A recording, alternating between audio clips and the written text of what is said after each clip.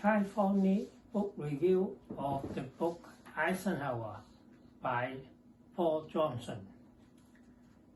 While anyone who has a passing knowledge of World War II history knows that Dwight D. Eisenhower, nicknamed Ike, was the supreme commander of Allied forces in Europe, it is doubtful that this same person is aware that Eisenhower, when he was appointed supreme commander, had never seen combat.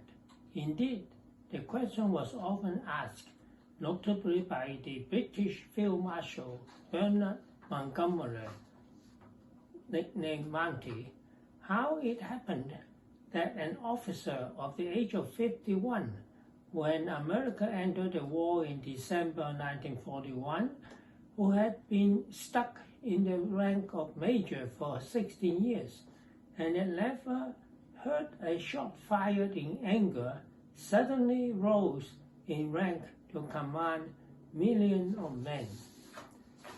There are more questions.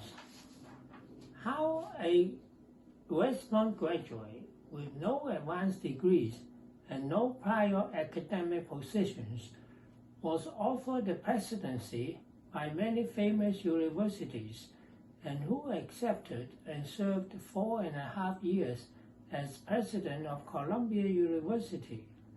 How was a person never held an elective office, served 2 terms as president of the United States, presiding over what some historians labeled, quote, the best decade in American history, end of quote.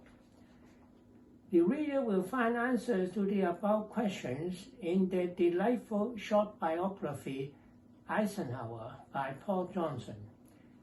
The 8 qualities possessed by Ike were spotted early by General Fox Connor when Ike attended the Command and Staff School. They were subsequently recognized by General Douglas MacArthur and General George Marshall.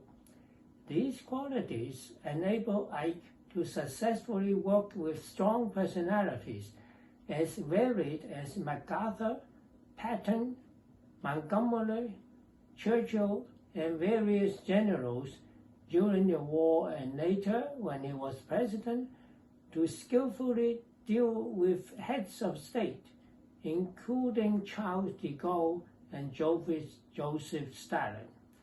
Amazingly, even Stalin paid him the tribute that, quote, General Eisenhower is a very great man, not much because of his military accomplishments, but because of his human, friendly, kind, and frank nature.